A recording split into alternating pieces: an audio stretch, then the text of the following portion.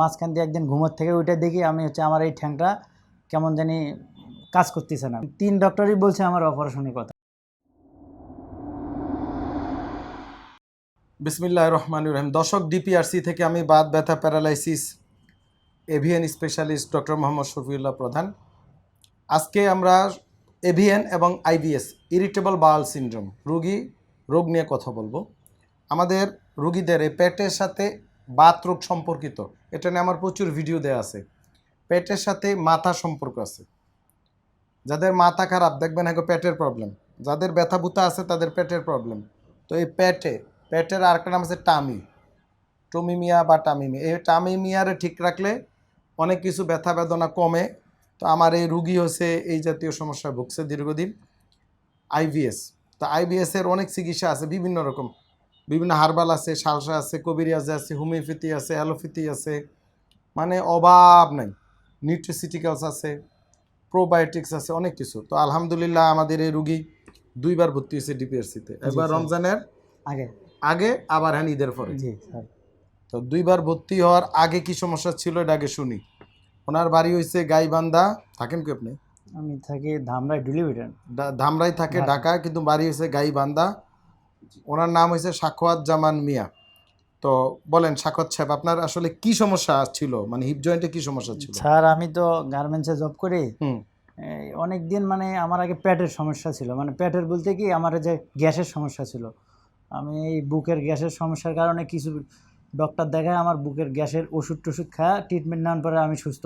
পরে মাঝখান দিয়ে একদিন ঘুমোর থেকে উঠে দেখি আমি আমার এই ঠ্যাংটা কেমন জানি কাজ করতেছে না। ঘুমোর থেকে উঠে মানে খোরাইতেছি, কে আমার ঠ্যাং এরকম খাটো হইলো কেন বুঝতে পারতেছি না। ওইভাবেই আমি অফিসে গেছি, যা আপনার কাজও করতেছি। ওইভাবে কাজ করে আমি আর পারি না। পরে আমার অফিসের মেডিকেলে গেছি। অফিসের মেডিকেলে মেডিকেলের আমার অফিসের মেডিকেল ডক্টর বলছে তুমি এলে বাইরে আমার আপনার সরকারি হসপিটালে পাঠিয়ে দিছে। ওখান থেকে ওই ডক্টর দেখে আমারে বলছে একটা এক্সরে করতে, আর কিছু ওষুধই দেয় না, অল্প কিছু দিছে, ব্যথা পেন জানি না হয় এগুলো খাওয়ার জন্য দিছে, কিন্তু আমার ওই পেন তো যায় না। পরে ওই এক্সরেটা আবার আমার অফিসে জমা দিছি, দেখায় তারপরে ওই এক্সরে দেখে ওনারা আবার আমার রিটার্ন আবার ওই ডক্টরের কাছে পাঠাইছে হসপিটালে ডক্টর দেখে আমারে বলতেছে, বাবা তোমার তো এভিএম ধরা পড়ছে, এই পুচকির ভিতর সামান্য একটা কিছু দেখা যাচ্ছে, তুমি আর একটা এমআরআই করো। এমআরআই করতে বলছে, যদি ছোট কিছু হয় তাহলে মেডিসিন খালি ঠিক হবে, আর যদি বড় কিছু হয় তাহলে তোমার অপারেশন করতে হবে। আমার তো এটা শুনে মানে আমি তো অপারেশন তো সবাই ভয় পায়, মানে ভয় ঠিক আছে, আমি ডাক্তাররাও ভয় পায় স্যার, এমনিতে আমি শুই নিতেই ভয় পাই। তারপরে আমার এই অপারেশন করতে শুনেই আমার মনে করে আমার ঘুমই নাই। তারপর ওই ডক্টর চেঞ্জ করে আবার ফির অফিসে গেছি। অফিসের ডক্টর, আমার 2টো ডক্টর, মানে অফিসের ডক্টর বলছে তুমি 3টে ডক্টর দেখাবো, 3 ডক্টরের সমন্বয়ে যা হয় সেটাই করবা। কিন্তু 3 ডক্টরই বলছে আমার অপারেশনের কথা। তো এখন অপারেশন করবো মানে আমার নিয়ে রক্তও নিছে, মানে আমার সবই করব। আমার তো টাকা পয়সা নাই, আমি তো গরিব, সামান্য গার্মেন্টসে জব করে খাই। মানে রক্ত নেওয়ার পরে আমার ওই রাত্রের বেলা আমার আর ঘুম নাই, মানে 2 রাত আমি ঘুমাইতেই পারি না। অপারেশন, আমার বয়স কম। উনি বলছে আমি ওয়াশরুমেও যাইতে পারবো না, হাই কমন ছাড়া ব্যবহারে। আমি হাই কমন কই পাবো? আমার তো ঠিক মতো ডাল ভাত খেতে আমার কষ্ট হয়। তা আপনার এলে আমি যে মোবাইলের মানে ঘুমাই না, রাতে 2টা না 3টে পর্যন্ত ঘুমই ধরে না। পরে আমি আমার একটা মেডিসিন দিছিল, আপনার এলে মোবাইলটা খুলে আমি ইউটিউবে দেখি, আমার ওই আপনার আমাকে যে মেডিসিনটা দিছে ওটা দেখি, এটা খাইলে কী হয়। পরে মাথার মধ্যে ঠাস করে জানি কেমন করে কাজ করলো আমার। পরে আমি এভিএম লিখে সার্চ দিলাম, তারপরে অপারেশন ভিন, তারপরে দেখলাম আপনার ভিডিওটা আসছে আমার। পরে আপনার ভিডিও অনেক পাইছি, কিন্তু আমার থেকে অর্ধেক বয়সের একটা মেয়ে পাইছি। পায়া ওনার ভিডিওর কথাবার্তাগুলো শুনে আমি একদম হয়ে গেছি, মানে পুরো আত্মবিশ্বাস হয়ে গেছে আমার। আত্মবিশ্বাসে আসার পরে মনে করেন আমি আমার ওয়াইফের কাছে ফোন দিছি, রাতের বেলায় ওই 3টা বাদেই ফোন দিছি। ওরে বলছি আমার তো টাকা পয়সা নাই, বাড়িতে একটা আমার গরু ছিল, ওই গরুটা বিক্রি করে ওই পরের দিন নিয়ে আইসে সন্ধ্যেবেলায় আসার পরে টাকাটুকু নিয়ে আপনার কাছে আমি এলে ওই সকালবেলায় ওরে নিয়ে পড়ছি। ও কিন্তু ঘুম অবস্থায়, ওই অবস্থায় আইসে আপনার কাছে এক্সরে এমআরআইগুলো দেখার পরে আপনি আমার কিছু ট্রিটমেন্ট দিলেন, 15 দিনকার ওষুধ দিলেন। ওই ওষুধ খাই এই আপনার নির্বাচনের আগের দিনে আমি বাড়ি চলে গেছি। ওই ওষুধ খাই, একদিন ওষুধ খাই আমি মনে হয় পুরো ভালো, মানে দৌড় মারতে পারবো এরকম অবস্থা। পরে আমার বাড়িতে আমারও কিছু দোষ আছে, আমি একটু না কাজ করছিলাম, আপনি ভারী কাজ না করতে করেছিলেন, কিন্তু আমি মনে করছি আমি ভালো হয়ে গেছি ওষুধ খাই, কিন্তু একটু না ওই কাজ করছিলাম, পরে আমার জেলা ওই কদুই হয়েছে, আপনার কথা মানি নাই, এই জন্য এটা আমারই দোষ। পরে আমি বুঝলাম, বলে নাই এমনি পরে কি সমস্যা হইতো, নিচে বসতে পারতেন? না, তারপরে এই অবস্থা আপনার হচ্ছে ঈদের পরে আবার এই মানে ওষুধ খাওয়ার পরে ঈদের আগে 15 আসছেন? হ্যাঁ। 15 দিন পরে আপনি ডাকলেন, তারপরে স্যার আপনি বললেন হচ্ছে কিছুদিন ভর্তি হওয়া থাকা লাগবে, 1 মাস বা 15 দিন।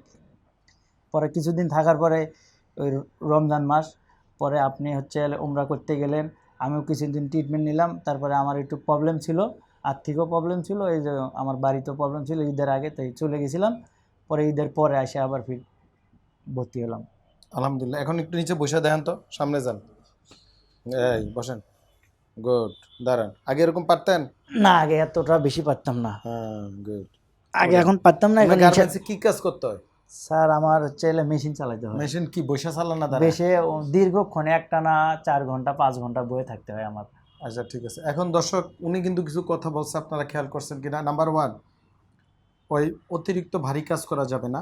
মেশিন চালাইতে পারবে, গার্মেন্টসে কোনো মেশিন চালাইতে সমস্যা নাই।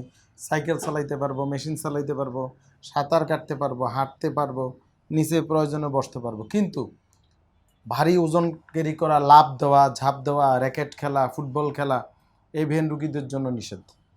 যেটা নিষেধ, এটা নিষেধ, সবই করতে পারবে।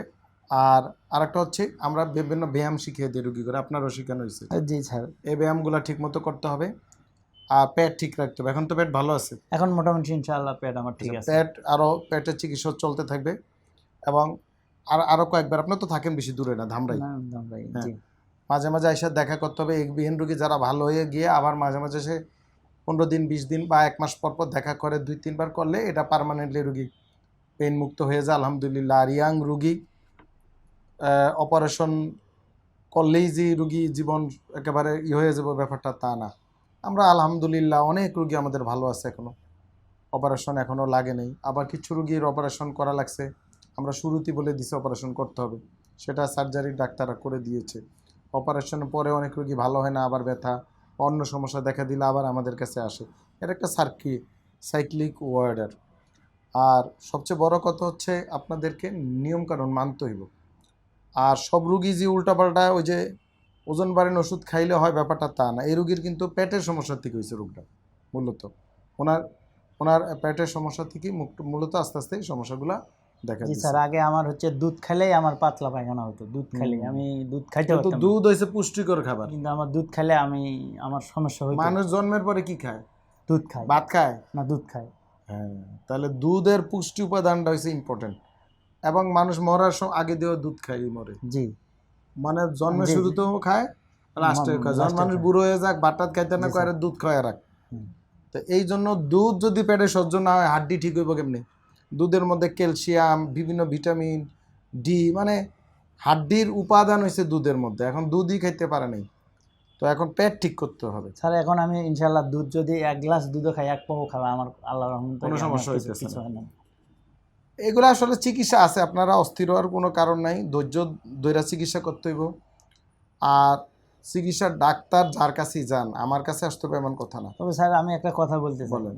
বলতে চাই কি, আমি হচ্ছে এটা বুঝতে পারিনি, কিন্তু আমার চাচি আছে, হুম মানে আমার আব্বার হচ্ছে স্বাস্থ্য ভাইয়ের তার ওয়াইফ, হুম ওনার বয়স মিনিমাম 50-এর কাছাকাছি একটু হবে। বয়স্ক মানুষ, হ্যাঁ। মানে ওনার 2 সাইডই, উনি অনেক ডাক্তার দেখাচ্ছে কিন্তু ভালো হয় নাই, ওনারে বলছে অপারেশন করা লাগবে, হ্যান্ড করা লাগবে। আমার চাচি তো আমার থেকেও ভয় পায়। এই অবস্থা, এই চাচি আমি আপনার কাছে পিআরপি নেওয়ার সময় বলছি, স্যার আমি কিন্তু আমার চাচিরে নিয়ে আসবো। হ্যাঁ, বলছেন, হ্যাঁ জি। হ্যাঁ, নিয়ে এসেন ওনার, আপনার চাষিরও নিয়ে এসেন।